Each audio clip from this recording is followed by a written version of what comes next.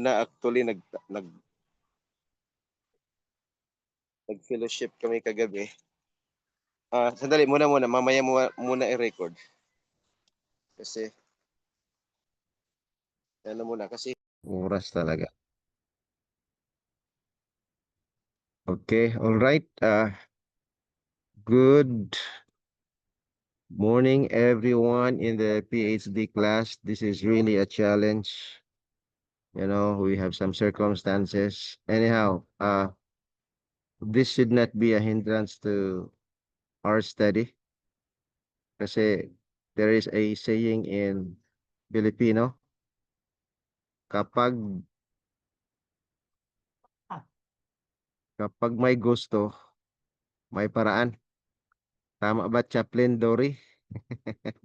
Yeah. Sana ba yung ano ko dito? May paraan tayong makapag-lesson kahit ano yung sitwasyon.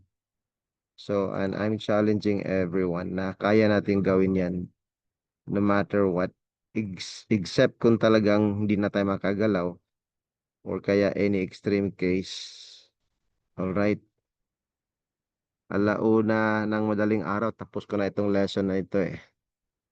So, marami tayong challenges, but by the end of the semester, we should be able to finish. And I just hope that in a few years' time, maybe semesters later, we'll fix a lot of these things and we'll go a lot better and better and better. And then we will have some benchmarking of this kind of ministry online, because this is a ministry. All right. And when we do ministry, our boss is our God. And so this is not just learning. In my presentation last Sunday, it's business as mission. This is learning as mission, study as mission, but it's a part of business as mission because it's God's business. Okay, so before we start, let us pray. Can you all hear me? Is it loud and clear? Yes? Yes, Yes? bro. Okay, let us pray. Our Heavenly Father, we thank you for this morning, Sunday morning. We have a lot of challenges, but this should not be a hindrance to studying more about you, preparing ourselves, equipping ourselves to become better missionaries. We submit ourselves to you, O Lord, for instructions and guidance, is because we are limited. We have finite minds, and we are studying your infinite wisdom. It's just like we feel that our mind is like a cup of the vast sea of knowledge. And so I pray for each one of us that you'll guide us in our understanding. And then you make this lesson a fruitful and a productive one despite our situation and circumstances. Thank you for answering our prayer in Jesus' name.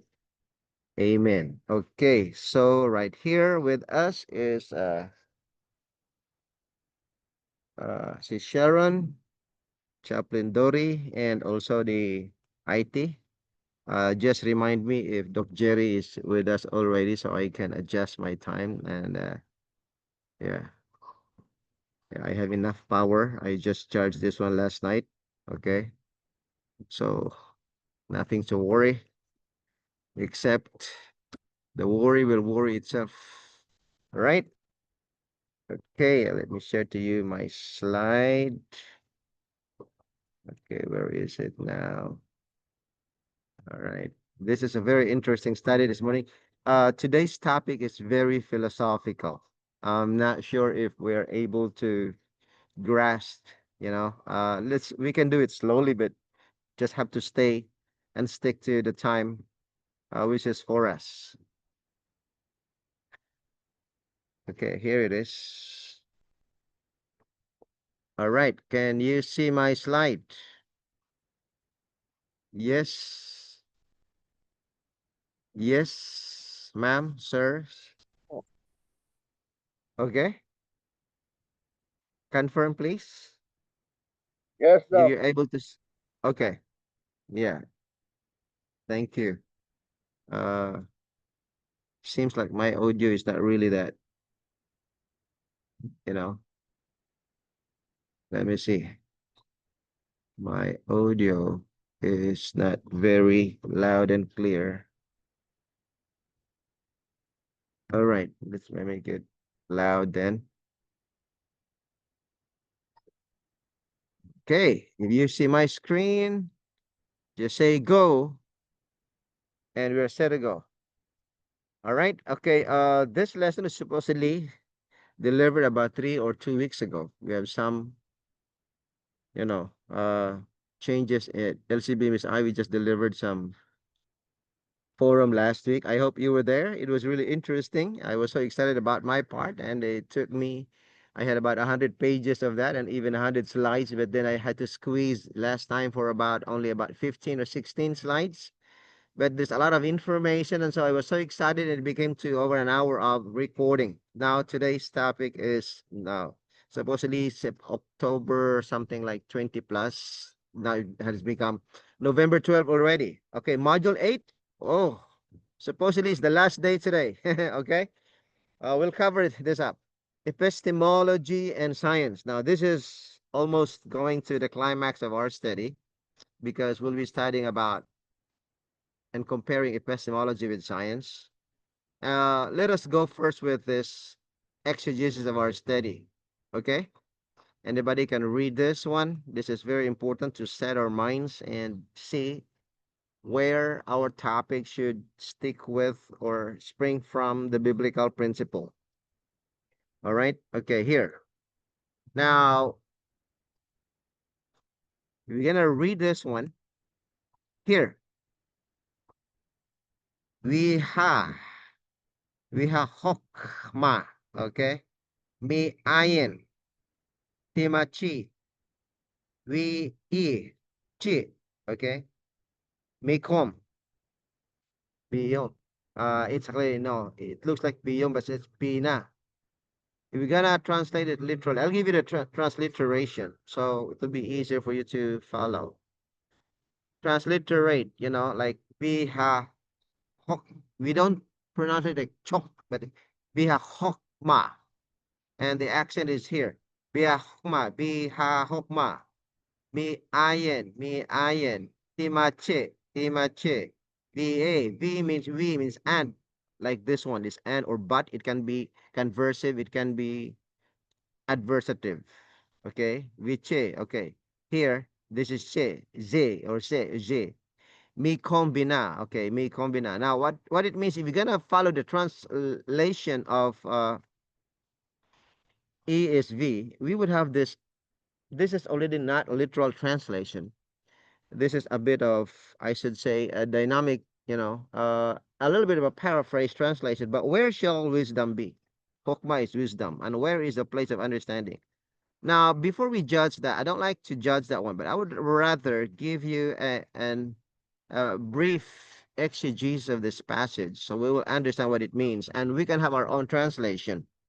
Okay, so the Hebrew hokmah or chokmah, hokmah, this one. Okay. The Hebrew Chokhmah means wisdom, but it carries the sense of skill. Look at that. Skill is in the domain of, although it can be in the domain of cognitive domain, there's affective domain, there's psychomotor, but most likely we relegate skill into the psychomotor, if you knew about the domains and, in learning. And so that Hokmah in the Bible encompasses skill and expertise and practical knowledge. Look at that. It's not just in the it's not just in the cognitive and not merely theoretical. That's theoretical understandings in the cognitive domain. So the word bina here, bina, is understanding. Okay? Means understanding or discernment, referring to the ability to distinguish and comprehend nature of things. It's like intellect, right? So the question, me ayin or where, it can be where can I find, where can I see, or where, just basically where, implies a special or locational search, meaning it suggests that wisdom has a source, an origin point. Okay, that is very, very important to understand that whatever wisdom we have right now, it has source, it has origin. And who is the origin? Which is the origin? Where is the origin? Now we have to place this in the right perspective. Now this verse sits within Job 28. You know that context in Job 28. If you can look at that, just I should say quickly. There's a magnificent poem about humanity's technological advancements. I don't know how advanced the technology before. Advancements in mining precious metals and gems from the earth.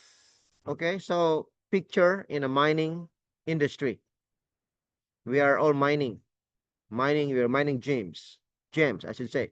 You see how important it is for someone, a miner, when you mine something really precious, despite of the difficulty and the situation, you are so excited. You don't mind, you know, how hard it is, but because your mind is into achieving, getting those gems under the earth.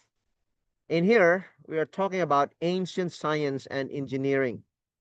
Okay, and the chapter concludes that wisdom, true understanding of reality, that bina, cannot be found through human effort alone. Okay, so that is why the translation here, where shall wisdom be found and where is the place of understanding? Hmm. It cannot be found by human effort alone. It's a recognition of epistemic humility that we need to be humble, in our understanding. Like yesterday, there was a question and answer portion in the afternoon, and we were asked to write questions. And the presenter, Dr. Alfredo Agustin, was my friend. And so I had to, you know, be civil and polite in besides it's a church setting. So I asked 6 questions there, but they should be congenial, constructive questions, and with humility, so that the whole group of believers will be edified. And how does this relate to module? Okay, before that, I have I'll give the last translation soon. But before that, let me give this understanding. How does this relate to module 8 in epistemology and science? Now, this ancient text reminds us that while scientific methodology is powerful, like it's used today, and has revolutionized our understanding of the natural world, that's why we have a lot of inventions today, discoveries. Even now, we are in the era of AI, and we should be AI oriented, AI assisted, AI driven this time. Otherwise, we'll be left behind. You see a lot of advertisement online, learning AI in 28 days. We cannot get away with it. We have to go with it and leverage ourselves with it. Now, the pursuit of knowledge, whether through empirical investigation, that is called science today, or philosophical reflection, that what we're doing right now, we have this interdisciplinary study, must be accompanied by recognition of our limitations. Okay? Sometimes my dad keeps on asking me, you already have a PhD, two doctoral degrees. I think you know everything. But I told him, I was reminded by my professor at IS before that when you specialize a topic in the PhD level, you are not a generalist. You only know very specific area deep there, but you may not be aware of a lot of things in general sense. And so you are not an all-knowing person. And a professor at that level, the doctoral level, is a facilitator, guiding each one. And each one is an expert of his own study. You are the expert of your own study. I am not. And so I was told by my I should say panel, like the advisor before. I was, writing this thesis, and they're very rigorous when it comes to writing there at IS, like very religious. Everything has to be done meticulously, painstakingly. They said, Rolly, the researcher is the expert. You are the one, and we are just here to guide you. It's your research. So just like that one, we approach this with humility and limitation. We recognize where our limitations are. So science seeks to answer how questions through methodological inquiry, but it has limitations, right? We have to understand that. The advantage of our studies, we are interdisciplinary. What science is lacking, we have another ways. And the doctor, uh, was the other, our research professor, the one who gave us the uh, examination last week, Hernandez, right? Gave us this in the right perspective. We call it interdisciplinary research. So wisdom asks where, all right, and why questions. Where and why questions that may transcend purely empirical investigation. All right. Now, from this exegesis, I suggest this translation that captures both the ancient text and context and our modern epistemological quests. Here, but wisdom, where can it be discovered? And that is very literal from the text. It may be awkward in English today, but it captures and preserves the original intent of the text. But wisdom, okay? It starts with wisdom. It means ha hokma, all right? That is but wisdom. So the we here is treated as adversative rather than consecutive instead of and. But wisdom, where can it be discovered? Where can it be discovered? And understanding, bina, I said the last part, where is its dwelling place? Okay. Now, this rendering, if we try to understand it more from my perspective, emphasizes the active search for knowledge that characterizes both biblical wisdom, such as the wisdom literature, and modern scientific enterprise. Do you find it interesting that we have an integration of both? We are not just able to search and find biblical wisdom, but again, also the scientific enterprise. So in our module 8, we see here in this overview, okay, there's a picture of a double helix here in your DNA, right? I teach science and it's interesting to have that. Yeah, the more I teach and the more I study science, the more I'm excited because I look at it from different perspective, not just from scientific perspective.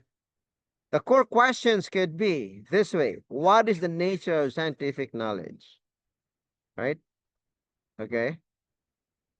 Wait. My mouse is not working here much. Okay. Sorry.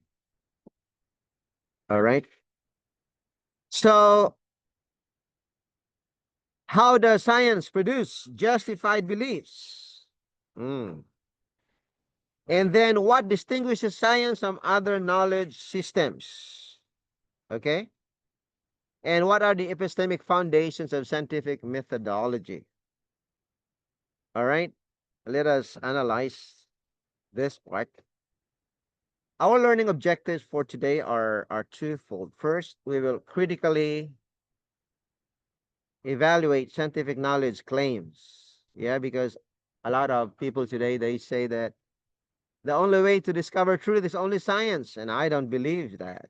Now, we have demonstrated it many times already that is the scientific methodology is not the only way to arrive at truth. Okay? And we will examine what makes a claim scientific and how we assess its validity. Second, we will analyze relationship between evidence and theory, exploring how observations support theoretical constructs and how theories guide empirical investigation. Do you find it interesting? Yeah, our mind every day is more into concrete, not abstract. This is so abstract for us, but it's exciting. I want you to see the abstract things behind the, I mean, I want you to see the concrete things behind the abstract that you see. Third, we will examine key debates in philosophy of science. All right. Have you heard about philosophy of science? I had that course when I was in college. Okay. You find out that we found out that science is not exactly coming from, you know, observation, empirical research per se. It starts with philosophy. Engaging with major thinkers, they think and ask questions, and that is in the realm of philosophy, before they delve into empirical research. Okay? So, engaging with the major thinkers who have shaped our understanding of scientific epistemology. And fourth, we will apply epistemological frameworks to scientific reasoning, connecting the broader epistemological theories we've studied in previous modules to the specific context of scientific inquiry. Now, if you have some reaction, you can just comment there below. All right. Sister Sharon is not with us right now. Anyhow, she will review this. And Chaplain Dory is still here with us, right? Let me make this statement at this slide that science is often held up as the gold standard. Gold standard is an American expression. Gold standard for knowledge. It means it's the top. It's the standard. This is gold, silver. Look at that. Bronze, right? So when you go to the Olympic and you won the first place, it's gold. That standard, gold standard is the first place. First standard, okay? In education, it's a summa cum laude, right? Or magna cum laude. The third one is the, cum laude. All right. So science is often held or seen or advocated as the gold standard of knowledge in modern society. But let me emphasize this. What are in philosophical foundations? Is it today? We'll excavate, dig up those foundations, examining both the strengths and limitations of scientific epistemology. All right? Yeah. And we'll see the science rests on epistemological assumptions that themselves cannot be proven scientifically. In other words, the scientists themselves admit that, oh, this cannot be proven scientifically, and this is our limitation. This is a fascinating philosophical puzzle. All right, let's go to the next part, which is the nature of scientific knowledge. So here it is. Okay, you see now my picture. It frames us into the context of scientific knowledge. Now we have some characteristics of scientific knowledge, but before we delve into that, what is scientific knowledge? Okay, maybe you would say, of course, it's knowledge pertaining to science. Sure, but let's examine the characteristics of scientific knowledge. First, it is empirical. What do you mean by empirical? It's based on observation and experience. But observation is not just, what is advocated today. Observation is according to the, five senses. But science is devoid of the sixth sense. I don't know how you define the sixth sense. The number sixth sense. Sense of sight, sense of smell, sense of touch, sense. Oh, there are five of them, right? But then there is limitation because there are things in reality which cannot be just be observed in these five senses. All right. So here is science, its limitation. Second, it is systemic. What do you mean systemic? It's organized through methodological inquiry in its own system. Okay, it's systemic. All right. Each study or field of study has its own system. So this is just scientific system. It's just within methodological inquiry. I'm not saying that biblical study is not methodological inquiry because we do have such. But let me just make it specific, organized through scientific methodological inquiry. Okay, or systemic. It's also it applies to other areas too. And it should be testable, testable, subject to verification and falsification. You can test it, you can repeat, replicate, and even, anybody can do over and over again to verify its authenticity and its veracity. And fourth, it is provisional. What do we mean provisional? It's open to revision with new evidence. In other words, we need to be humble enough to admit new research and studies whenever our position is challenged.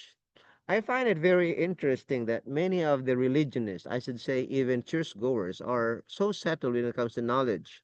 We're so settled in terms of our understanding about the prophecies, the eschatological prophecies in the book of Revelation, but we don't want to accept new information, but there is still a lot actually.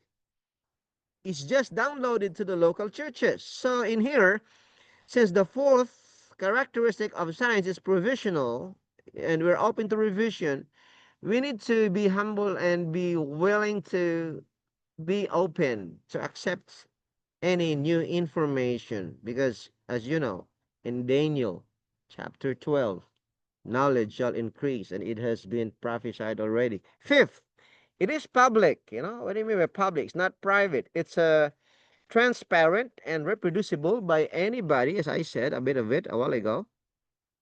And sixth, it is explanatory. It provides causal accounts of phenomena. All right. And finally, scientific knowledge aims to for objectivity. Okay. While acknowledging the theory-laden nature of observation. In the field of theology, there is such area called we call it so objective, almost as I should say the empirical science, and that is the area of biblical studies where I am. As I told you before, although that level is the master's level, this is not to brag. I had a chance to design my own curriculum, and I got all the doctoral courses. What I mean, I sat down because at that time we were privileged to sit down. We would just pay a little bit to sit down in any of the doctoral courses, and so we were classmates with the doctoral students. And I said, I got what I wanted. My 36 plus units of in the curriculum, the MA, were added by those doctoral courses until practically everything in the doctoral level was included, in my own curriculum. And I was happy, and I said, okay, this is what I need. I need to leave the campus. I just need the skills and the exposure. And I asked my classmates before, what is the difference now that you have the PhD? This is what we had in the classroom. And then they said, it's just the number of pages of the dissertation, but not much difference. And I said, okay, I would not proceed to doctoral level of the biblical studies this time because it's not necessary. We had the skills already in exegesis, and that in the area of theology is very objective. You can duplicate, triplicate.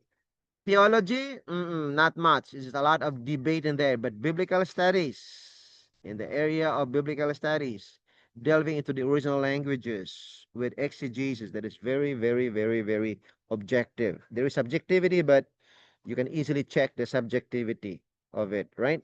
So, let me elaborate of these characteristics, right? When we say scientific knowledge is empirical, as I told you, we mean it must ultimately be grounded in what we can observe, measure, okay, either uh, quantitatively or observe. It can be qualitative study, according to Dr. Hernandez, or detect through our senses, or instruments. In other words, not just the five senses can be used in research. We can use instrument tools. Today, wow, we are AI driven, not just the AI agent. I have six AIs, but they don't agree, and I argue with them most of the times. It's interesting. They admit their mistakes. I'm not saying that I am better than they are, but this is the knowledge that we have now. It's important that we incorporate all these things needed to achieve knowledge or arrive at truth.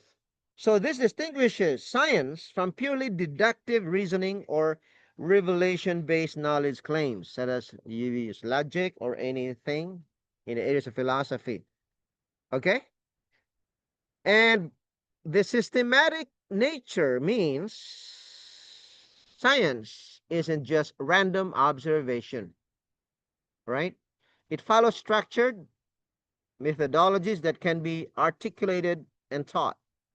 And testability is crucial. A genuinely scientific claim must be formulated in ways that allow it to be examined, tested, potentially shown to be false, right? So when we research, let's be ready that it can be shown false, and we must be thankful so that we can adjust, revise, and even from their position to a better research, okay, or gap of knowledge. So this is where, see time here, 9:17, is where Karl Popper's contribution becomes significant, as we will see shortly. So the provisional character of scientific knowledge is often misunderstood by the public. Why is that?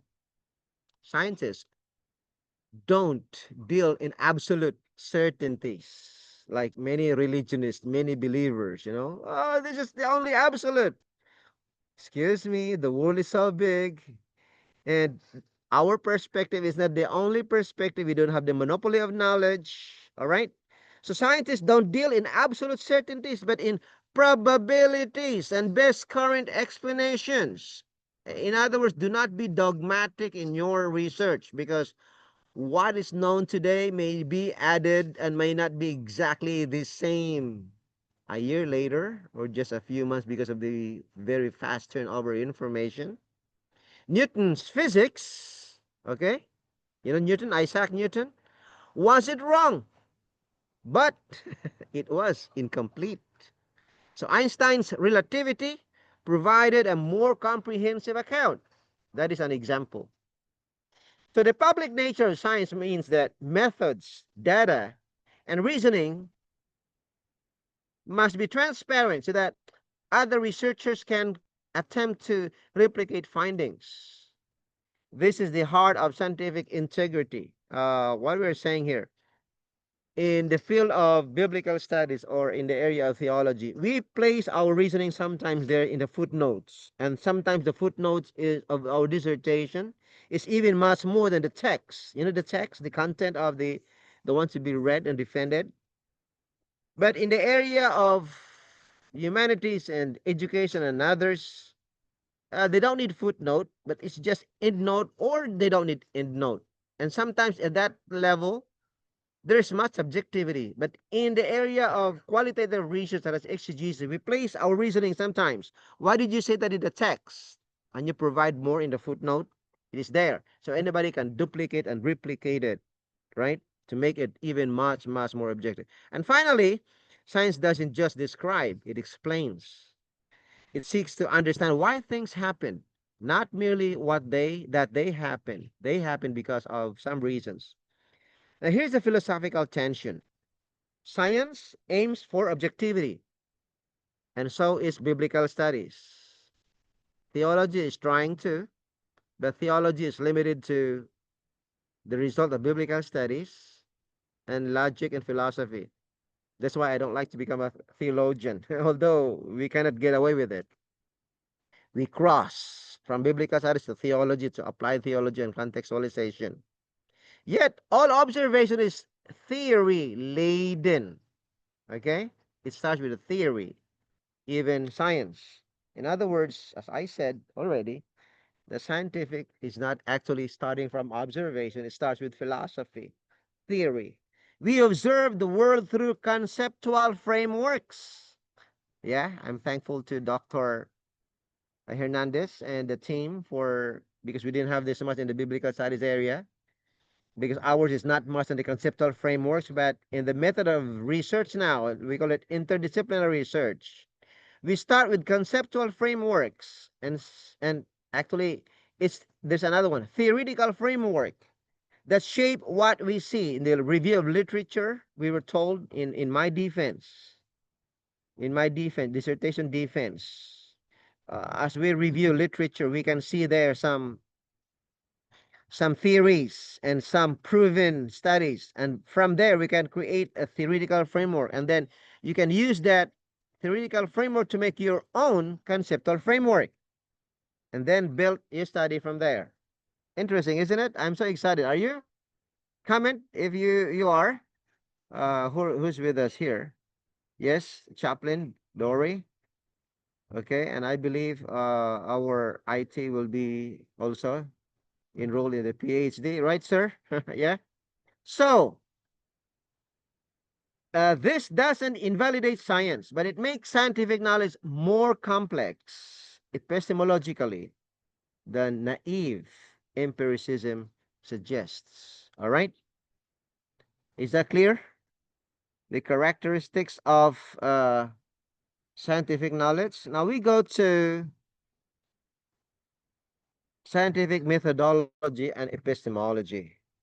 Let me see. Yeah, let me see my screen here. All right. Now we'll see more. Let's talk about the scientific method in detail, right? We analyzed its limitation a while ago. Let's outline the classical steps. What are the steps of scientific method? If you remember your science subject before, it was taught at the level of grade 7 or first year high school. It was taught a little bit, grade 4, grade 5, but not so much. And so it is in the high school level. I should say, we call it here in Thailand middle school, grade 7. When we outline, we have some, you see the picture there? All right, from the bottom, observation. I don't know if my secretary is able to produce this exactly. We can correct it in the text. All right, here. Here's some classical steps right here. Observation. Okay, let me just give you everything here. Uh, Identify phenomena requiring explanation. You know, phenomena, right? Phenomena, events, something happening. Why is that? What could be the explanation? And that is observation.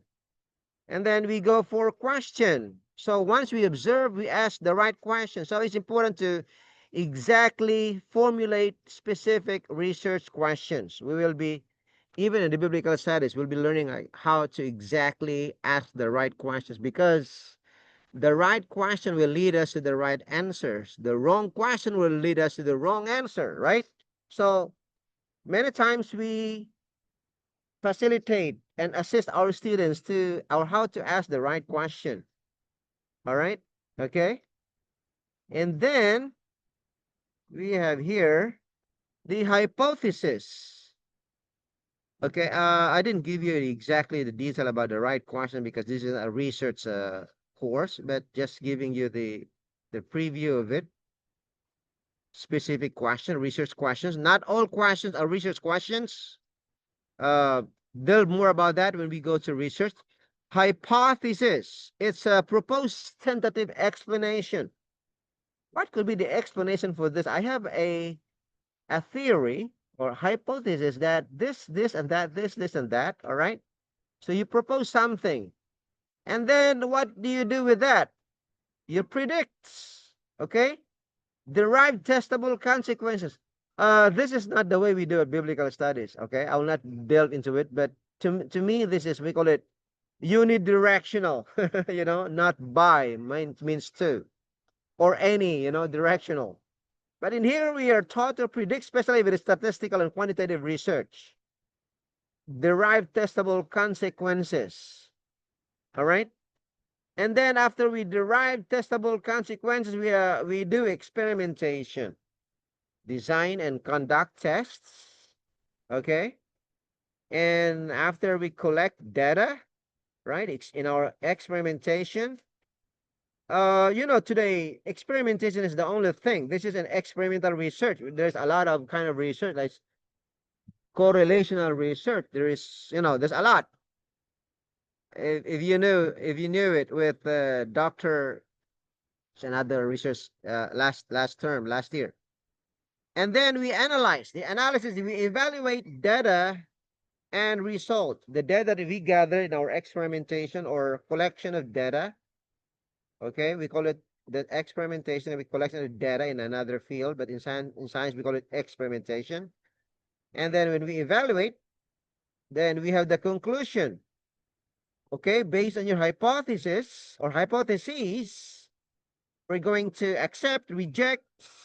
Is it, there's a null hypothesis, there is an alternative hypothesis, we accept or reject.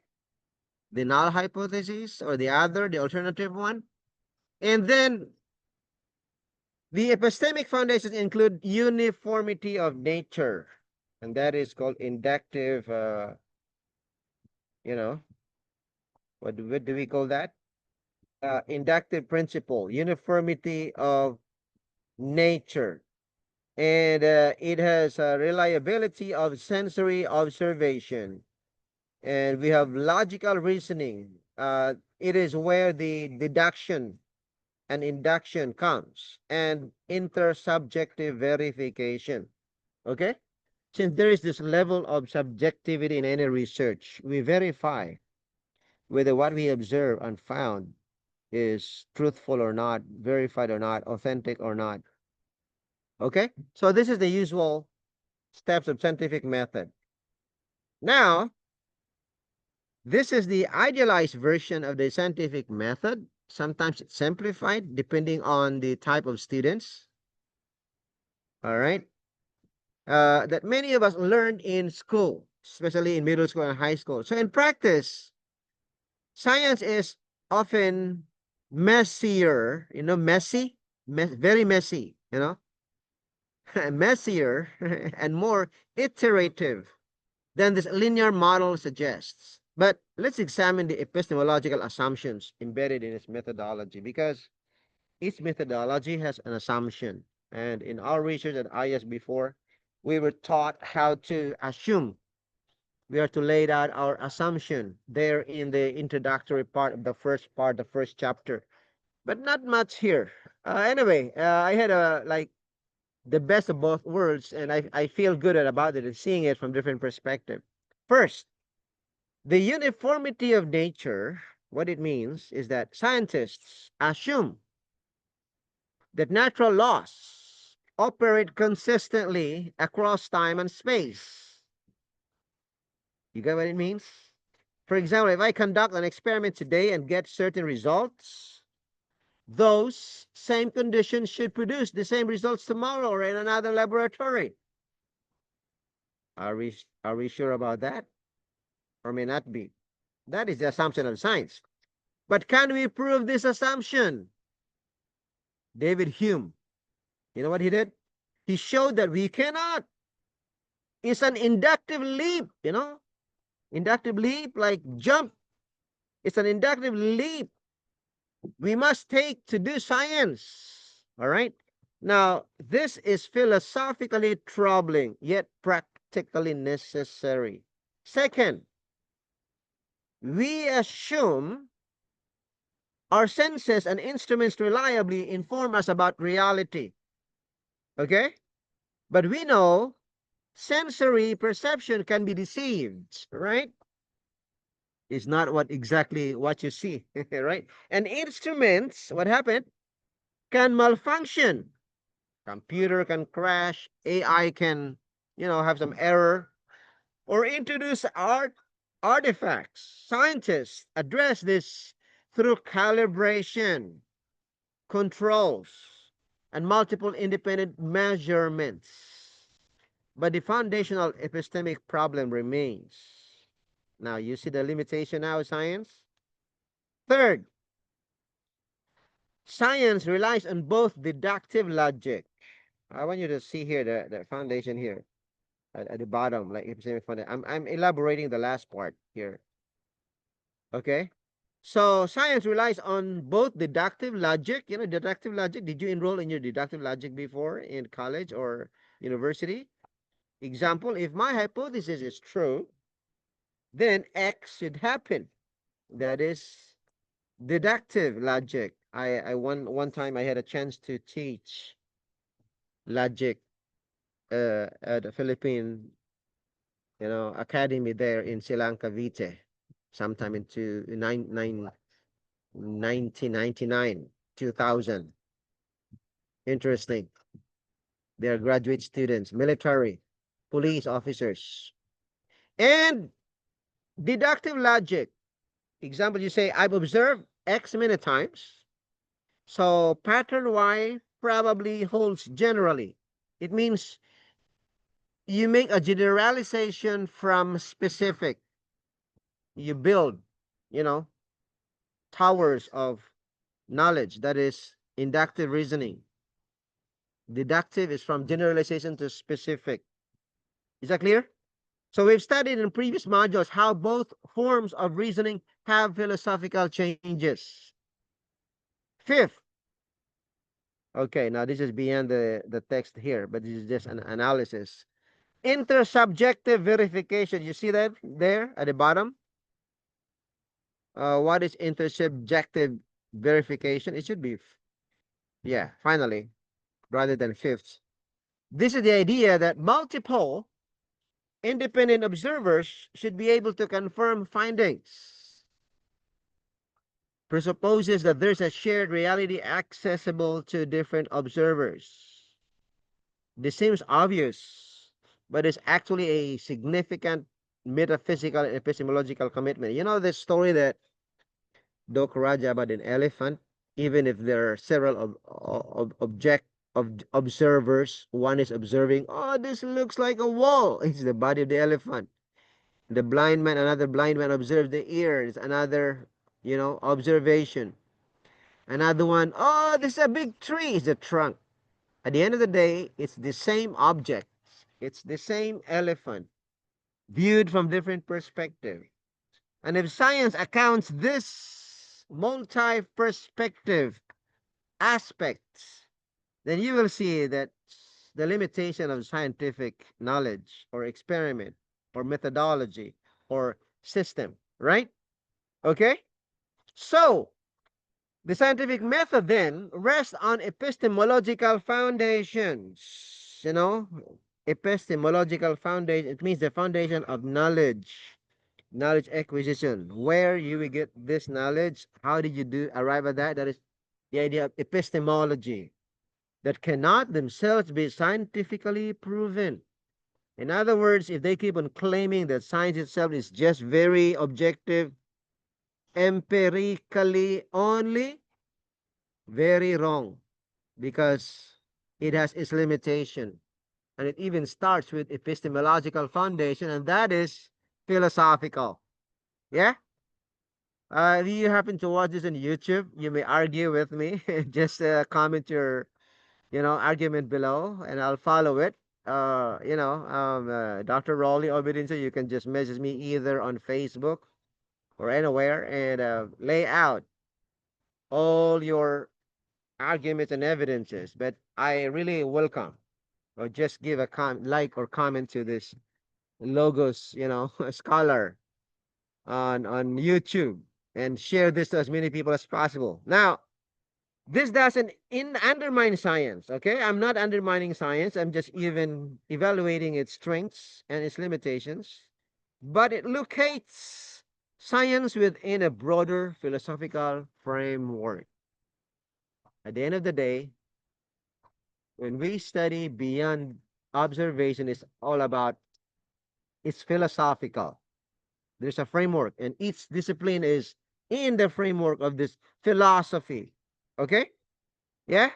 Help me say it exactly what you want to say. Any comment there? Who's with us? Yes, Miss Sharon. Okay. You can review this video. Yeah, I can give you the information. It's good to watch this rather than just read. All right. Yes. Yeah, I understand. Yeah, yeah. Sometimes that's why I'm here with my connection. This is the limitation that we have in our online study. The advantage is we can review it over and over again, and we are adjustable, adaptable to any situation. That's the good. This one thing I like about online study. I've been doing online studies since 2000, I think 2007, 2008, and I love it. Yes, yes. Miss Sharon, you have any question here? Let me see here. Yes, okay. Welcome, welcome. Yeah, just for your benefit and yeah, for the sake of us. All right. We go to empiricism and scientific observation. We are going a little bit slowly here because we are trying to delve more the the value of scientific research. Now, what about empiricism and scientific observation? What is empiricism? Uh-huh. I think we know it already at this level. It's been often claimed that empiricism is the foundation of science. The core principle states that knowledge derives from sensory experience. Sensory, I just asked, I told you a while ago, five senses, but we believers have the sixth sense, right? And empirical evidence, which has also its limitation, as pointed out. In scientific empiricism, we encounter different views. Observation precedes theory. That is very naive. That's naive view. Again, let me repeat. Observation precedes theory. Naive view, right? Okay? So that's the one. And then theory guides observation.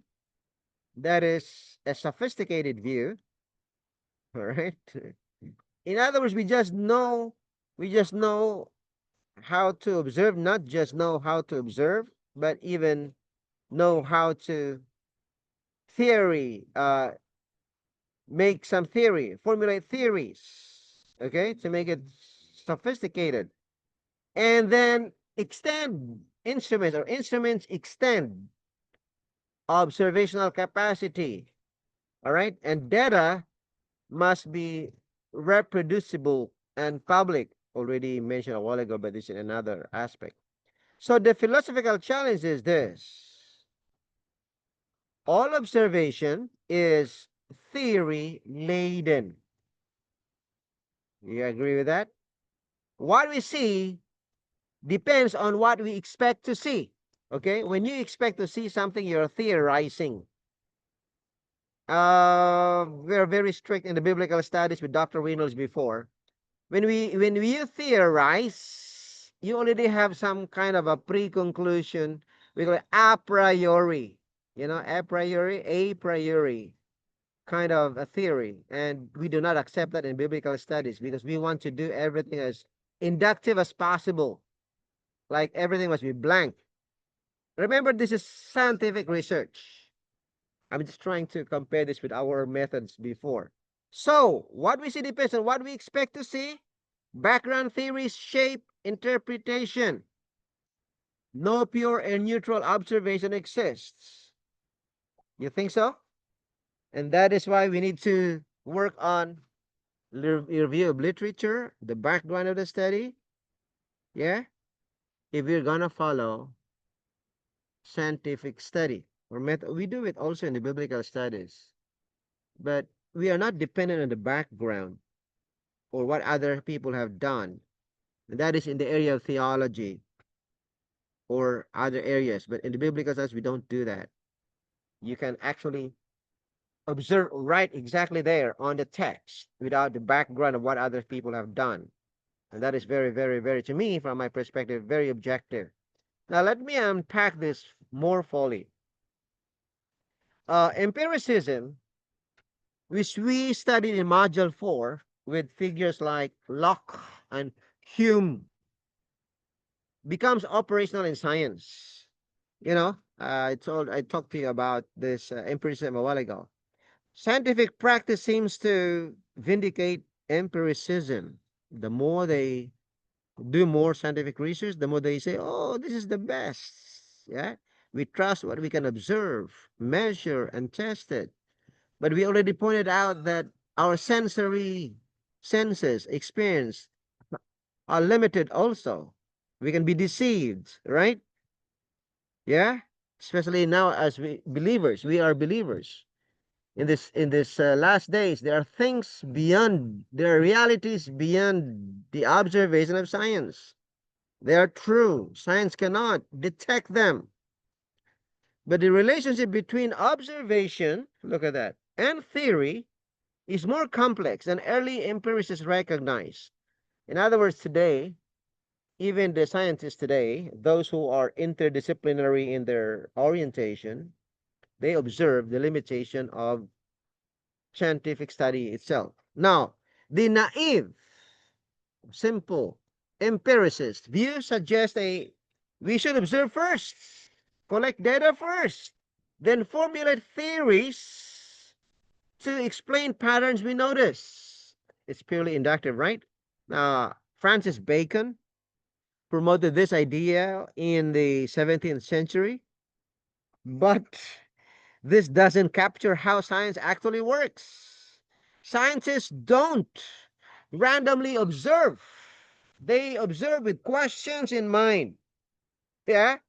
And those questions arise from existing theoretical framework. In other words, whenever I see things here, okay, in my surroundings, a usual person has this theoretical framework. Wow, blue color. Wow, what is that? Very nice gym here. And then you have some other question behind your back. Hmm, how was it done? How much is the budget? Who could have designed this very wonderful place? You see, all those theoretical frameworks. Is it possible? Blah blah blah. Consider when you look through a microscope at a slide. Do you do that? I do it in my class here in Thailand. What do you see? A trained biologist sees cellular structures, mitochondria, nuclei, right? An untrained observer sees colored blobs. Oh, they're just colors. But a scientist look, no, no, no, no, no. They are not just colors. This is mitochondria. This is nuclei. This is cell. This is cell wall. All right, because there is theory there already from the previous knowledge. So observation is theory laden. That is what it means. All right. Okay, we have another okay, Doc Manilin, you are there with us. Any piece of news? Is Doc Jerry coming? Or do I need to stop? It's 9:44. It's his time right now, but we've been continuing because making use of the time. Anything? All right. Here, let me repeat. Observation is theory laden. As if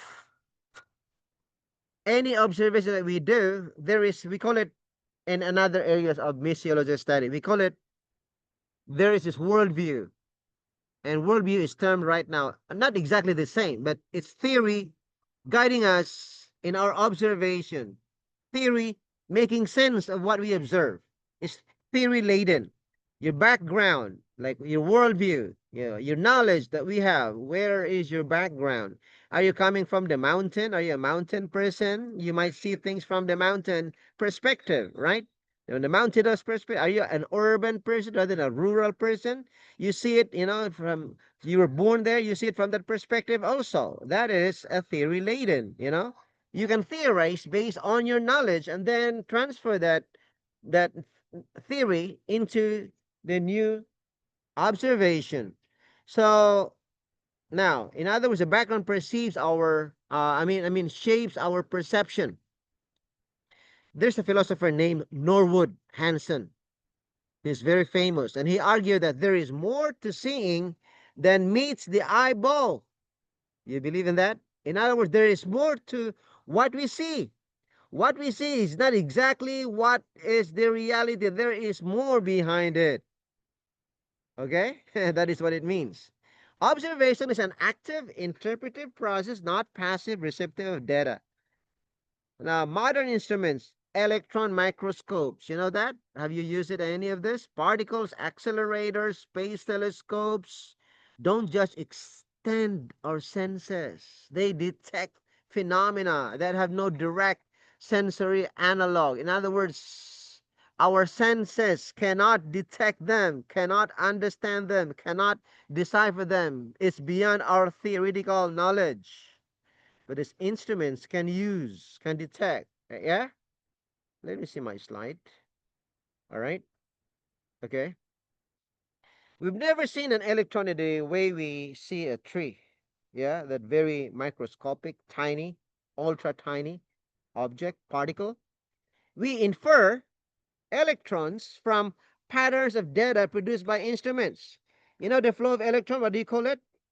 When we apply in science, the flow electron is called current. In other words, is we look at we say today electricity. All right, just the electron itself. Okay, We interpret through even that one through theoretical framework that the electron must be starting from this circular from negative to positive, direction, and then there's a counterflow of the electron produces electricity. Okay, that's how we theorize. Now, this doesn't mean electrons aren't real, but it shows that scientific observation is deeply embedded in theoretical context. For example, someone, an electrician, discovered that here I have here the ground and earth here. Grounding your feet, meaning barefoot on the ground, you can observe some electrons from the ground, which is from the sun, that can, I should say, alleviate some of your inflammation of your body, about 10 to 20%. You may not feel it in the first 20 minutes, but over time. But it has been shown in some instruments that it does have some result. Go over that. Go to YouTube and search about grounding. You see that one? And that person who discovered it in is it in California? I forgot the information exactly. That was more than 10 years ago. He's an electrician, and he discovered that by grounding his feet with a wire to the ground, yeah, it's good that he didn't have the the thunder or lightning, would have been electrocuted. He observed that the whole night of grounding his feet connected to the wire to the ground while sleeping, and he measured it that some inflammation in his body was gone because of that observation. Electrons. All right. So here, what we think and what some people think, this doesn't mean electrons aren't real, but it shows the scientific observation is deeply embedded in theoretical context. So he theorized his electrical background. This can be applied to the human body, because our body is composed of it has some electricity in it. And so, yeah, he proved his theory. Nobody believed him. In the very beginning, everyone was just laughing at him, but he proved it. I forgot his name. You can search it now and give me the information about that guy who discovered about the benefit of grounding. The challenge then is maintaining empiricism's core insight. That experience constrains and tests our theories while recognizing that observation isn't theory neutral.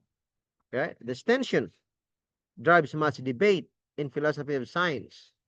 One is citing, no, you don't need theory to be able to observe that. Another one said, you do. You cannot get away with it. You have your theoretical framework, your background, your worldview, your experience. All that one will give you a theoretical framework for you to be able to understand the observation of the phenomena, and then you can theorize from there and collect and gather more data.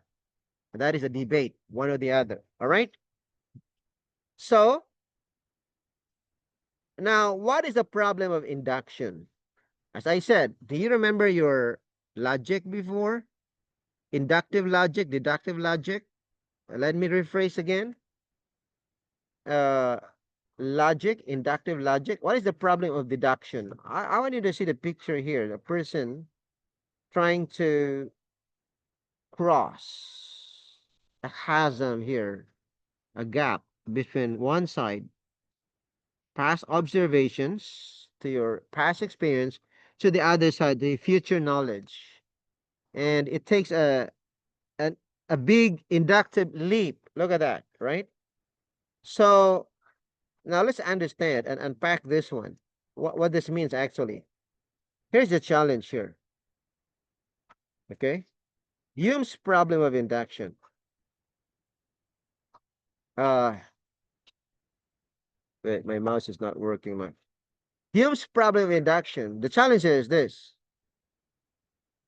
How can we justify inferring, making some conclusion, inferring universal laws from particular observations? It's not easy. I'll give you an example. Observation, yeah, example here. The sun is Doc Jerry there? Any message? Okay, let me Oh, just continue. Yeah, hello? Papa. Jerry, may problema sa kuryente daw. Okay, so I'll just continue, right? Yes. Okay, good, good. Good news for us. All right. So here, example, the sun has risen every day of recorded history. Now, now, since this is the observation, it's over morning till noon. Now it's getting hotter here in my area in Thailand. In the afternoon again, all right, every day the following day, unless it rains. And then we have the inference. Because it is daily done, the sun will rise tomorrow. Okay? So from that observation, I had this experience, most likely, and it will happen, the sun will rise tomorrow. What is the problem? Okay? Past regularity doesn't logically guarantee future regularity. In other words, today is sunny, who knows? When you go to the UK or to the Philippines or to Vancouver, even if it is sunny, you better bring your umbrella because it might rain anytime, even the sun is shining. All right? All right? Okay. So the same in Thailand also. Some parts are hot, but in other areas you just drive a few kilometers away, it's raining. Wow, why it's raining? And it becomes so hard. And then the other part, oh, what happened? So dry. Okay? I'm just giving an illustration. It may not be exactly the same, but there is some irregularity in that. There's a problem with that kind of inference. It may not be exactly the same in the next future. So no finite number of observations can prove a universal claim. In other words, it's so hard to make a universal claim based on any deduction. Well, you can, but not exactly. It may not be always be deducible, right? I should say, yeah, can be deduced, can be, concluded. Yet, science depends on making such inferences, and we use it in the way we talk. In my experience, we do it like that. In my experience, this guy, that guy, that is in your experience. What about in someone else's experience, right? We make that deduction many times in our daily conversation, and we don't know that it is fallacious. Yeah. So induction cannot be justified deductively or inductively circular. So science requires inductive leap of faith. Do you agree or not? You can just give your reasoning there. I'll be happy to read your comment. Now, this is one of the most important epistemological problems for science. First, articulated by David Hume in the 18th century. Now, let me explain why it's so significant.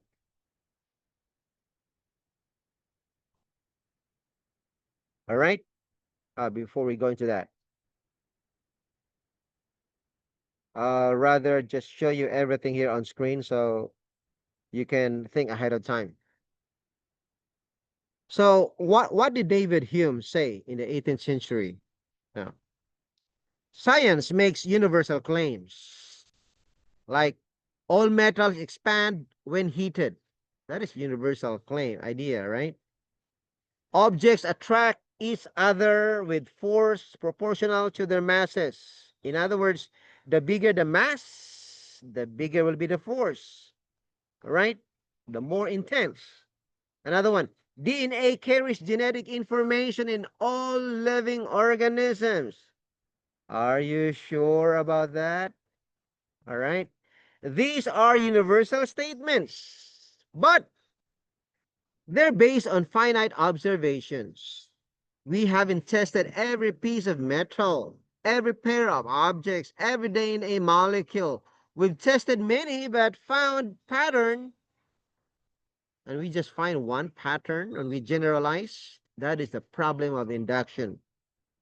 In other words, induction alone is not enough.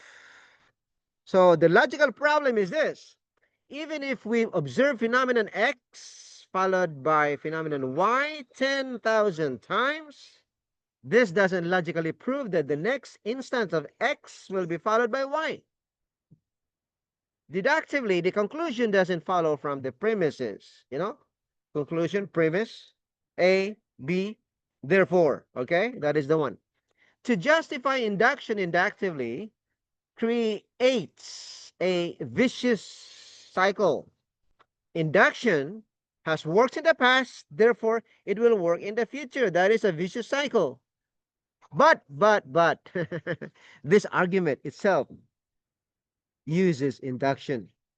And some philosophers have tried to solve this problem by arguing that induction can be probabilistically justified, or that it's a pragmatic necessity, or that scientific theories aren't really universal statements, but more complex logical structures. All right? But Hume's core challenge remains, right? We cannot provide a non-circular logical justification for inductive inference. We call it in logic, it's a fallacy of circular reasoning. Yeah, if you are good at logic, it can actually help us in our data observation, especially in qualitative research, and even in the formulation of our theories that will guide us in our data collection or in scientific research experimentation. Does this mean science is irrational? No, no, no, no. We need the induction also. It means science rests on an assumption, and we have to know our assumption. The uniformity of nature, the one we mentioned, reliability of inductive reasoning, okay, that cannot itself be proven scientifically or logically. It's a kind of methodological commitment, or as I suggested in our slide, you see the picture? A leap of faith. There is that area in research that we need faith, right? And it makes a lot of sense when we study religion, when we study theology, when we study the Bible. The Bible actually says, you have to believe. The beginning of wisdom is the fear of the Lord. That is faith, believe, right? So, well, in the scientific sense, it may not be faith in religious sense, but epistemic faith. What does it mean by epistemic faith? Like epistemologically. Trusting in a principle that enables knowledge acquisition, but cannot itself be demonstrated. In other words, you just have to accept and believe what you see by itself and work from there. And that is making sense. There is faith in there. You cannot say like, oh, this is not plant. I'm holding. This is not plant. This is just something else. By faith, you have to observe and trust your sensory that this is plant based on my previous experience and study because it resembles a plant. All right? So this should cultivate epistemic humility. We need to be humble. The scientific knowledge is powerful and reliable, but it's not metaphysically certain because it has limitation. It's provisionally justified belief. It's always open to revision. In other words, we just have to be open to revision. I mean, in other words, like we can say, based from my data that I've collected from this certain period of time and this number of subjects, this is the conclusion that we have. We don't know exactly in the future.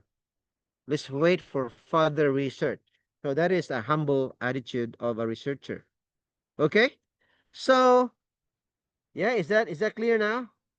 The problem of induction. Now we go to another about here. Falsificationism by Karl Popper. Karl Popper.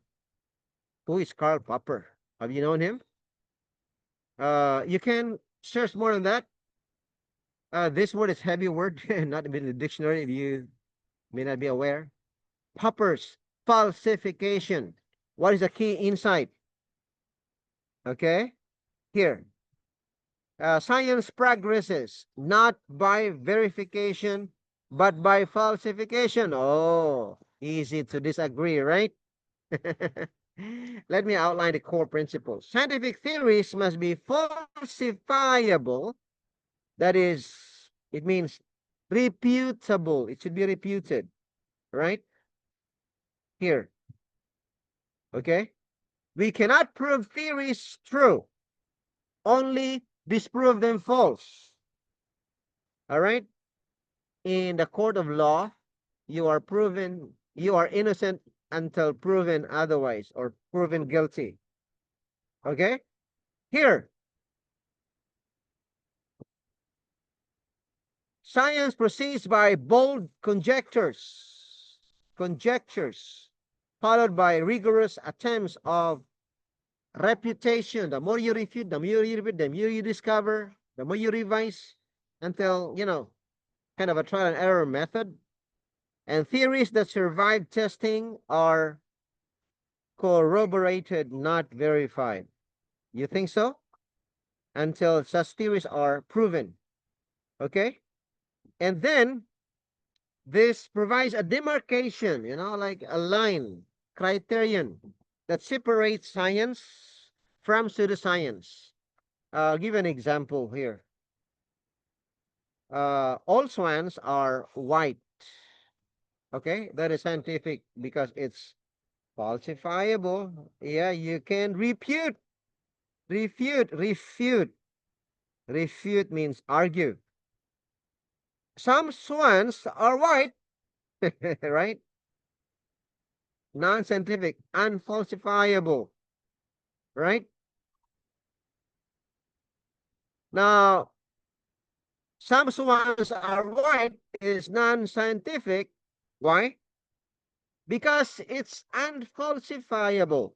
Now, a theory's strength lies in its riskiness and falsifiability. So, what did Karl Popper offer? All right, let me see here. Here, what did he offer? Karl Popper in the 20th century, he offered an ingenious response to the problem of induction. In other words, he observed that, induction is sometimes problematic, if not always. He agreed with Hume that induction cannot be logically justified. So he proposed and we abandoned verification altogether and focus instead of on falsification, like refute, argue, we disprove. Here's the logic. While no number of observations can prove a universal statement true, you need infinite observations to really confirm that it's true, a lot. A single contrary observation can prove it false. Right? Like all swans are white, cannot be verified by observing white swans. It means you have to observe many swans. And that claim can be falsified. It means refuted by observing one black swan which exists in Australia incidentally and then in another region and continent, and you would find out, make a conclusion. Ah, now this gives me a like thinking like where Charles Darwin went to Galapagos Island. Where is the Galapagos Island? It's in the central part of Central America, right? And he just postulated theories of evolution based on the observation he got on the species there. But those species may not be universal, only in that place. So this is the problem with observation through and deduction, which is not based on universal data, but just on that particular phenomenon or data or experience, but not universally. Okay? So Popper argued that science doesn't actually proceed by accumulating confirmations. Wow. Think about it. Rather, scientists proposed bold hypotheses. It means many hypotheses, not just one hypothesis, that make risky predictions. All right? then try to falsify, it means refute, argue, falsify those hypotheses through rigorous testing. Today we can do that through meta-analysis, with the use of AI today. you would, you would, you can verify later on. And theories that survive repeated attempts at falsification become corroborated, proven resilient, and not proven true. Okay? So that is now the situation of inductive reasoning, and it can be falsified, put into Karl Popper, so that we can extract and even revise and prove that that induction is wrong. So we can even theorize furthermore. Okay? So that is called falsificationism. You disprove a theory through multiple observations and multiple inferences and induction. Okay, so let me say further. Falsification also provides a demarcation criterion between science and pseudoscience. For example, astrology. Mahilig ba kayong magbasa ng mga astrology? Diyan sa mga newspaper. Minsan nasa Facebook. Okay? Astrology makes predictions so vague that they cannot be definitely falsified. And sometimes we read it. Oh, Leo, Virgo, this kind, and we use it as analysis, psychoanalysis. Popper argued, okay, psychoanalysis can explain any behavior after the fact, but doesn't make risky predictions. All right? Now, real science sticks its neck out with specific, testable predictions that could prove it wrong. All right, that is real science. However, critics note that actual science doesn't always follow Popper's model. Ah. So scientists sometimes hold on to theories despite contrary evidence. All right, this is already evidential, but you like to disprove. I can see that one yesterday. Making auxiliary adjustments. Oh, Daniel's Hebrews 7 verse 25, Christ lives to intercede forever. It's not exactly forever because we have a lot of reasoning in the book of Revelation. There is such a close probation. Exegetically, all of that. I don't like to go into detail. This is just one way of thinking. So nonetheless, right, wait, this making of adjustments. So some genuine scientific claims are difficult to falsify directly. I don't have the exact example now. Nonetheless, falsificationism profoundly influenced how we think about scientific methodology and remains a powerful framework for understanding scientific rationality. In other words, when you falsificate someone's claim in human relationship, especially in the family, do not do that. It's annoying that everything what your spouse, your wife, husband says, you falsificate. No, I mean you refute. Are you sure it's exactly? You become an agnostic and doubtful. That's a different, matter when it comes to relationship. We are more into conformity. Like as long as there's no, I should say, compromise of principles. Yeah, I just agree. Yeah, because we want to relate and establish relationship. But in science, no, you can falsificate. Let me use that word because the idea is falsificationism. It means disproving, refuting a theory until it's proven otherwise, and then you can build on more observation. All right. Okay, we're about to end this one. Right now, let me see. We're beyond. I think it's Dr. Hernandez time. Tell me, Doc Manilin, is Doc Fernandez here? Is he coming? All right. Okay, let's go to about one or two more slides. Let me see and understand more about this Paradigm Shifts by Thomas Kuhn. You know the word Kuhn, usually like a Portuguese, family name, like Dr. Wagner Kuhn from Brazil before he came to Thailand. It seems like I'm not sure. Let us see. Okay, let's understand. Uh, so Kuhn's structure of scientific revolution here. Let us distinguish normal science from revolutionary science. What does it mean by normal science and revolutionary science? Okay, here, normal science involves puzzle solving within an accepted framework. We call that framework paradigm. Remember, we usually get it from the review of literature, what others have studied and built on it, and we build on it. Incremental progress and refinement and shared assumptions, methods and standards. Okay? So that is the one. And scientific revolution occurs differently. Let me give you more on slides so you can think further. All right? Here. Anomalies accumulate that a paradigm cannot explain. And crisis leads to paradigm shifts.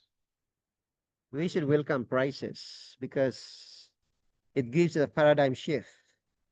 And we should be thankful that there is such, kind of a revelation of corruption in the Philippines because it will give us a paradigm shifts the way we should govern the Philippines, right? That is the one. A new paradigm replaces the old, often incommensurable. All right. And examples like Copernican, Darwinian, and Einsteinian revolutions. So, what is Kuhn's insight in here? Science, he said, is not cumulative progress, but paradigmatic change. Keep on changing because of the accumulation of new studies and knowledge. Yeah? Just like water in the river, it flows from the top to the Nile rivers, I should say, to the bottom, to the delta. It finds its way, shifting paradigms until it reaches the lowest, bottom of truth. Paradigms are theory laden frameworks that shape reality. Oh, my analogy of that river flow may not be exactly the same. So, here, Thomas Kuhn's in 1962 book, The Structure of Scientific Revolutions, his book, right? Fundamentally challenge how we understand scientific progress. How? Against the view of science as steady accumulation of truths, like what many of us believe. This is the truth that we got in Adventism. Nothing else. That is dogmatic, right? Kuhn argued that science alternates, okay? Alternates between periods of normal science and revolutionary science. All right. Now we have the two alternating sciences, normal science and revolutionary science. Now, during normal science, researchers work within a paradigm. It's a framework that includes shared theories, methods, instruments, standards, and even metaphysical assumptions about what exists and how to study it. Now, think of Newtonian physics in 18th and 19th centuries. Scientists weren't questioning basic assumptions. All right? They were solving puzzles. Yeah? Maybe they didn't know much about assumption, that they just solve what is available, what is apparent, right? Calculating planetary orbits, understanding projectile motion, and explaining tides. Why today is high tide and low tide. You know about that? If you remember your science about perigee, apogee, the relationship between the distance of the sun and the moon together, the interplay with the earth when they're distant, like apogee, and when they are near, we call it in science perigee. You remember that those words, right? In your elementary or elementary lesson, I got it in also in earth science, reinforced in the college. All right, but anomalies arise. What are anomalies? They are phenomena the paradigm cannot easily explain. It means the anomalies, they don't go normally according to the paradigm. They shift. So initially, scientists make ad hoc adjustments, temporary adjustments to accommodate anomalies. Oh, wow, this is weird. This is an outlier, in your study of statistics. Seems not according to the theory and the normal hypothesis. But if anomalies accumulate and core puzzles remain unsolved, what happens? A crisis develops. And what happens if there is crisis? This opens the door for revolutionary science. Someone proposes a radically different paradigm, and we should welcome that. In other words, if there is somebody today, maybe a scientist or not, in a sense, we are scientists, who comes to you and challenges your ideas, don't be so bad. Go beyond what he said or she said. Maybe she's communicating something that would change your life or the world or the way we think. Maybe he has something we don't have. So, when Einstein proposed relativity or when quantum mechanics emerged, these weren't just additions to existing knowledge. They fundamentally reconceived space, time, causality, and matter. The old and new paradigms are often incommensurable. They use different, they use the same words like mass or space, but mean differently, or they mean different things. They define problems differently and even see different things when looking at the world. All right. Now, Kuhn's work introduced a sociological and psychological dimensions into philosophy, the philosophy of science. The paradigm shifts, he said, aren't just logical transitions. They involve scientific communities, like the scientists, training practices, the funding, and even generational change.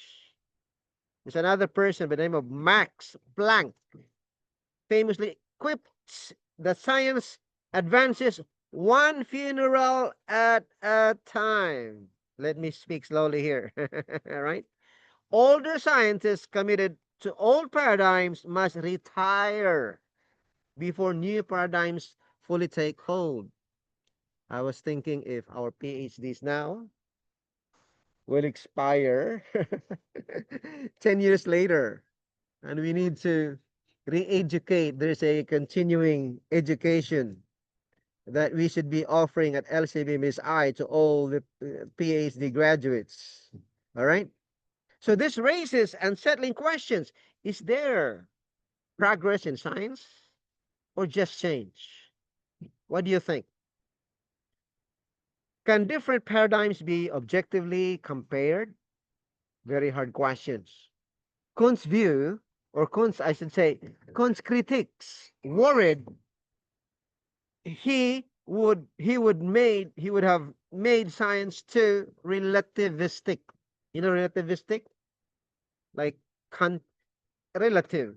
It depends on the context, and you cannot make such a absolute truth. Now, Kuhn later clarified that successive paradigms generally solve more problems and are more empirically adequate, but the philosophical tensions remain. What do you think about this one? This is the debate on the paradigm shifts according to Thomas Kuhn. Any comment there? It's very theoretical. Yeah. Doc Fernandez is here with us already. 11:21 in your time in the Philippines. I've been discussing for almost 2 hours already. And still, I'm excited. I hope you're not tired. Okay? Or you can rewatch this video. Now let's go to almost the last part, the scientific realism of instrumentalism. Okay, I want you to see the picture here. I'm not sure if my AI is able to exactly, you know, design this picture between realism and instrumentalism. Okay? Uh, let's unpack what this means. All right? My mouse is not working. Come on, come on, come on. Oh yeah. Move, move, move, move, move. Here. Move. Okay. Right now, yeah. So, what do scientific theories describe? Here. All right. Let me give you more so you can think ahead of time.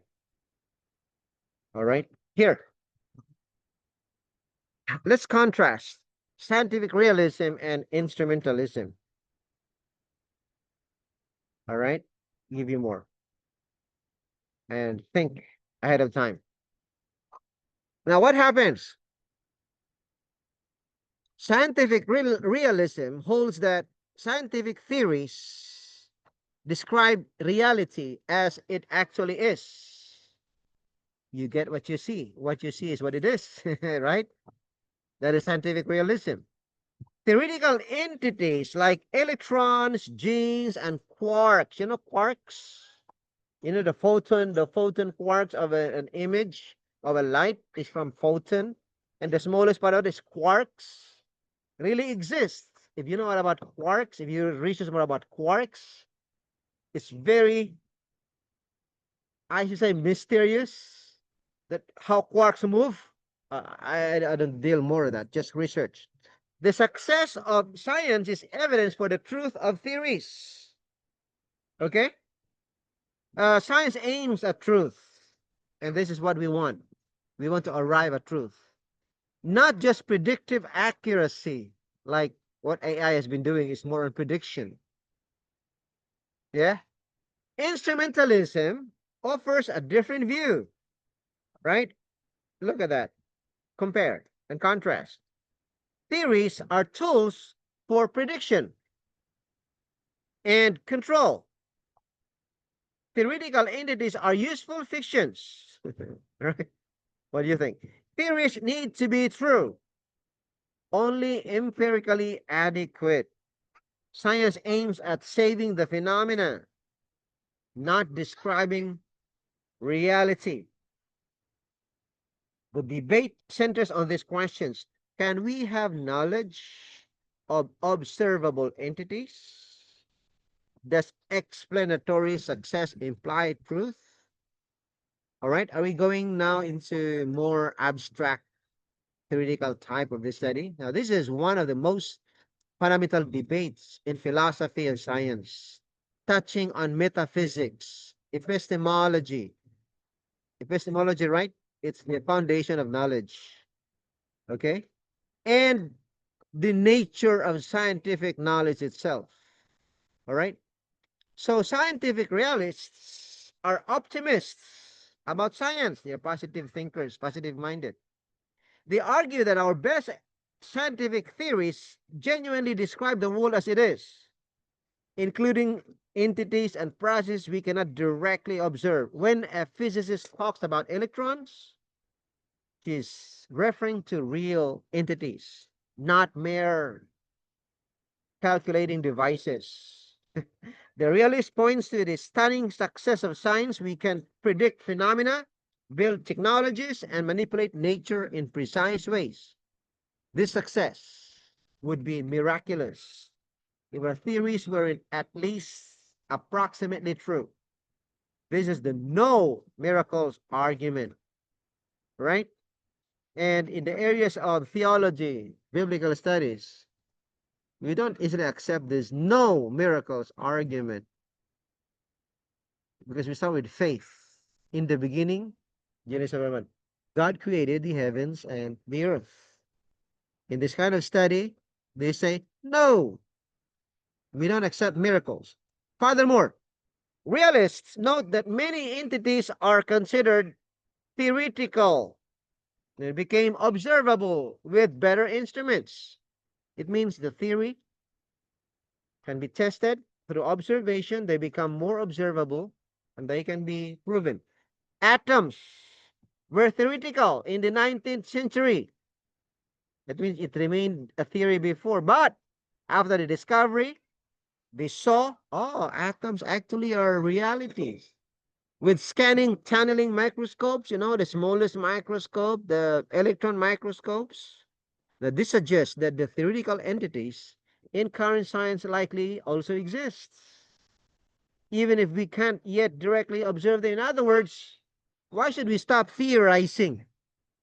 Sometimes, have you observed before that many of these philosophers and scientists, they were taken as offshoots, you know, because they theorize in their own time what today is reality.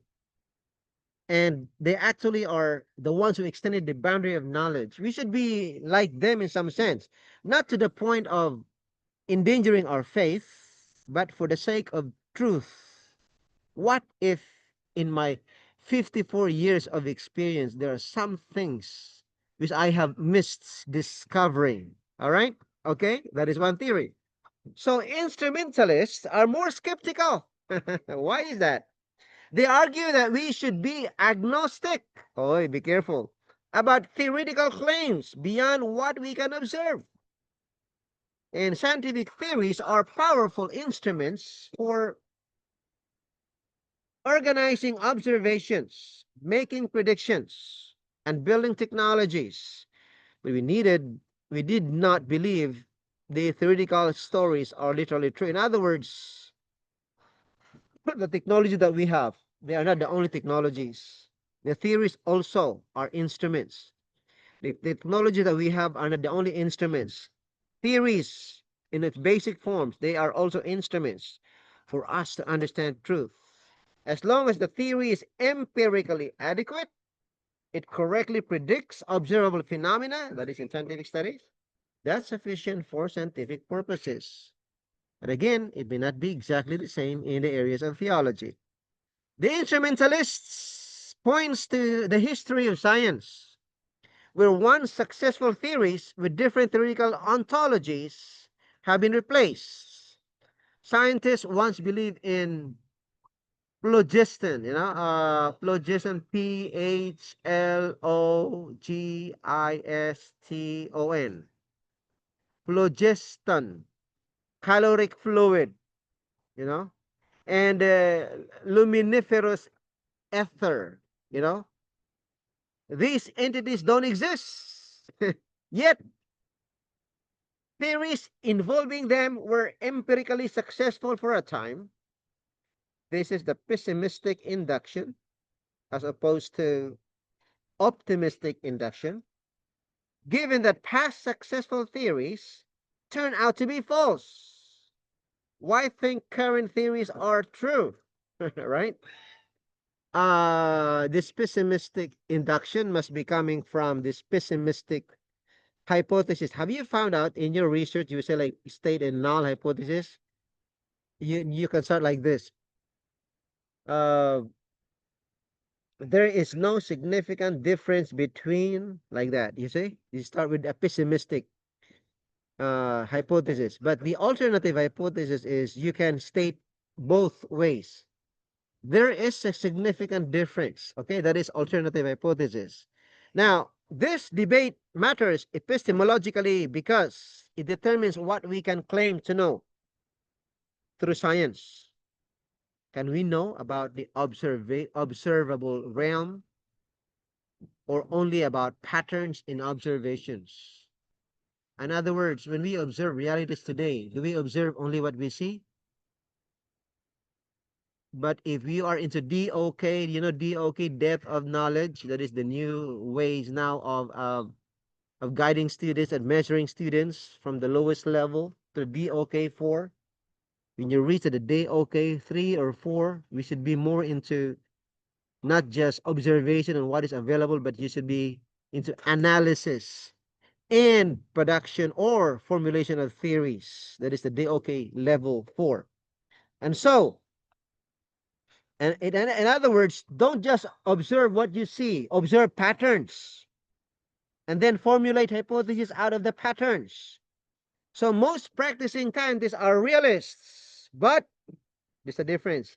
Instrumentalism reminds us of epistemic limits. All right. Now you see the difference between now scientific realism and instrumentalism. Anybody who likes to comment or react?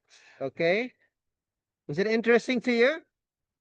Right? Oh, you can review this one. I'll give you the material and think more deeply. Sometimes our reflection may not come exactly right on the spot, but as we reflect more on it, that's the power of reflection and reviewing the materials after the study. Okay, we are now about to finish here. Now let's talk about evidence, theory, and epistemic justification. All right. The relationship between evidence and theory. What do you think? Evidence and theory. Okay. Here we have this model, the hypothetical deductive model. It means start with hypothesis and general principle and makes a deduction, proceeds as follows. Here, formulate hypothesis, and then you derive testable predictions, and then test predictions against evidence, and then evidence confirms or disconfirms hypothesis. But we face complication. What is the complication here? Undetermination. Evidence doesn't uniquely determine theory. Okay? The Duhem-Quine thesis, you know what it means? Theories are tested holistically, not individually. That is why we are so thankful that we are enrolled in Doctor of Philosophy in interdisciplinary and holistic philosophy. You don't see this anywhere else around the world. You don't see any. Let me make my claim because at that time that I had my initial search online, I don't see any. I mean the accredited one, and so we are now having our benchmark. We are the first one. Okay. So auxiliary assumptions affect interpretation, right? Background knowledge shapes evidential relevance. And epistemic justification in science often relies on inference to the best explanation, also called abduction. All right. And then, what is abduction? We choose the theory that best explains available evidence using criteria such as simplicity, scope, fruitfulness, and consistency. Now, this addresses how evidence relates to theory and how we justify scientific beliefs. Right? So the classical picture is straightforward. Hypothesize, predict, test, confirm, or disconfirm. That's why I don't like to use null hypothesis. I like to use alternative hypotheses in the research. Depends on some research advisors don't like that. And I proposed mine before at IS that it should be alternative because that is not bias. It's bidirectional rather than unidirectional. But philosophical analysis reveals complexities, right? That's the good thing about philosophical analysis, in which the scientific empirical research analysis has its limits. First, let's talk about underdetermination. All right? Underdetermination for any given body of evidence. Multiple theories could account for that evidence. different theoretical frameworks can generate the same observable predictions. How do we choose among them? There are many of them. Sometimes we become like into like paralysis, analysis paralysis. Well.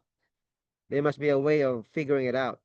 Evidence alone doesn't determine which theory is correct. It has to be a multi faceted or aspect type of evidence. Second, the Duhem-Quine thesis, named for Peter Duhem and William van Orman Quine. They say when we test a hypothesis, we are never testing it in isolation. Okay? It means you do it with others. We're testing a whole network of beliefs. And here our study comes in, right? Interdisciplinary and holistic philosophy. From a whole network of beliefs, the hypothesis plus auxiliary assumptions about instruments, background, conditions, other theories, all right, etc. But be careful when we do this with the biblical studies.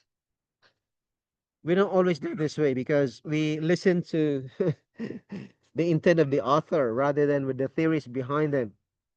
Because if you listen to the theories behind them more than the intent of the author, we call it eisegesis in the biblical studies, and that is critical. We call it critical historical method of study, and that hurts the inherent nature of the Bible.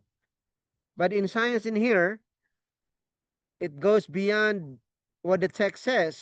We can use interdisciplinary studies, instruments, assumptions, conditions, and theories. So if a prediction fails, we can blame the main hypothesis or we can blame an auxiliary assumption. In other words, once you have this theory or claim, what is the assumption behind it? This makes falsification less straightforward than Popper suggested. For example, there's a message there. Anybody? Message us in the group. Example, if a telescope observation doesn't match a prediction from astronomical theory, now is the theory wrong or is the telescope miscalibrated? Right? Now scientists must make judgments about where to locate the problem. Third, what counts as evidence and how it's interpreted depends on background knowledge and theoretical commitments. Again, the theory laden nature of observation. Let me repeat, the theory laden nature of observation. That when we observe, it is influenced by our theory of our experience, of our worldview, of our what we saw before. So, how do scientists justify choosing one theory over another? Often through inference to the best explanation or abductive reasoning. Now, given the evidence which theory provides the best explanation, scientists appeal to theoretical virtues like simplicity, that is according to Occam's razor, don't multiply entities unnecessarily. Scope, meaning explaining a wide range of phenomena. Fruitfulness, meaning general view, predictions, and research programs. Internal consistency, and consistency with well-established background knowledge. Now, these criteria, very abstract, right, are reasonable but not algorithmic. Okay? Scientific judgment involves weighing multiple factors, which introduces a degree of subjective assessment. This doesn't make science arbitrary, but it makes it less mechanistic than the idealized scientific method suggests. All right? We are becoming more serious in our study, as I told you at the beginning of this study. that this topic is, I believe, is the most abstract one, and even now losing power. Let me make this straight now, quick, okay? And I'll let you read maybe most of it, if not covered by our video, because I'm running out of power here. Let me make it quick, so you can think ahead of time. Now, contemporary issues in philosophy and science. What do we know about these issues? All right, the current debates and challenges.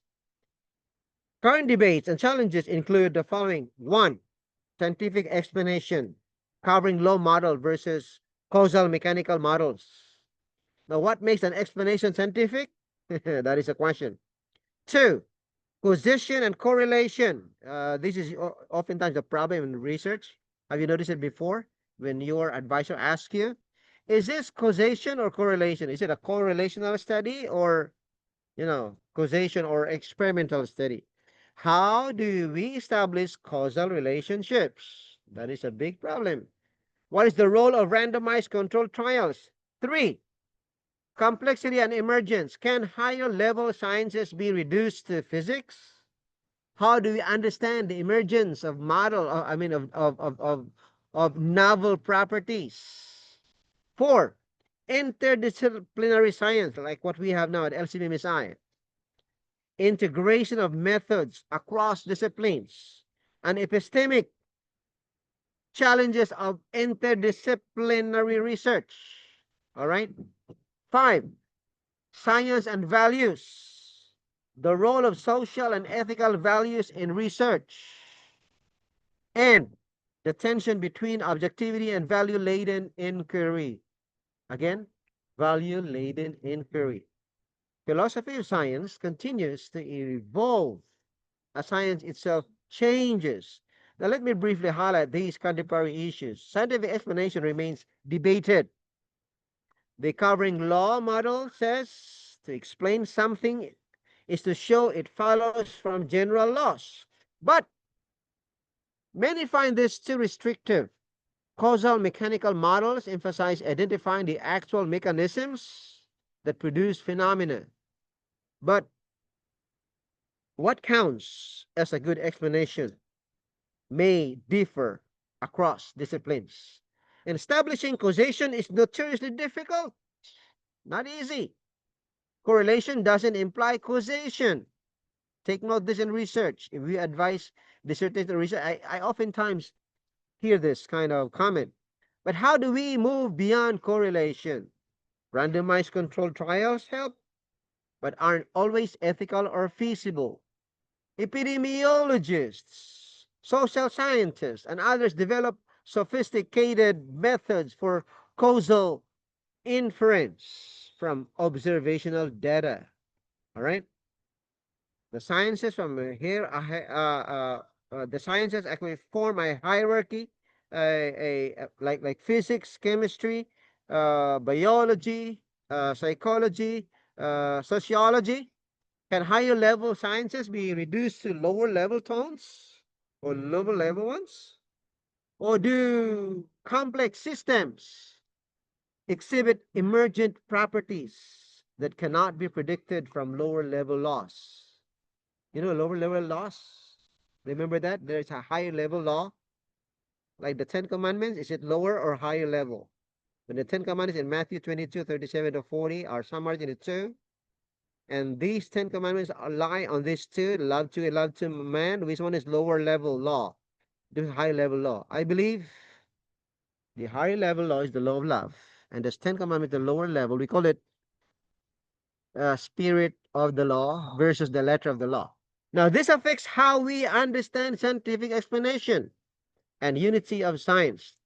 Modern research increasingly crosses disciplinary boundaries. That is why we are now so, I should say, we are so fortunate having this interdisciplinary studies. Climate science, climate change, climate science integrates physics, chemistry, biology, economics, and sociology. You cannot just be conversant with only one type of science. You'll not be able to analyze holistically. Such integration poses epistemic challenges, different standards of evidence. All right. Example, the biblical studies look at evidence, our own way of looking at it, and most of the members of the church cannot see it as an evidence. Right? Just the twist of grammar and syntax to us, it is so evidential. The members would say, so what? I don't see any evidence there. That is different levels, different standards of evidence. Methods, different conceptual frameworks must be coordinated. Okay? Finally, the relationship between science and values is actively debated. Is science value free?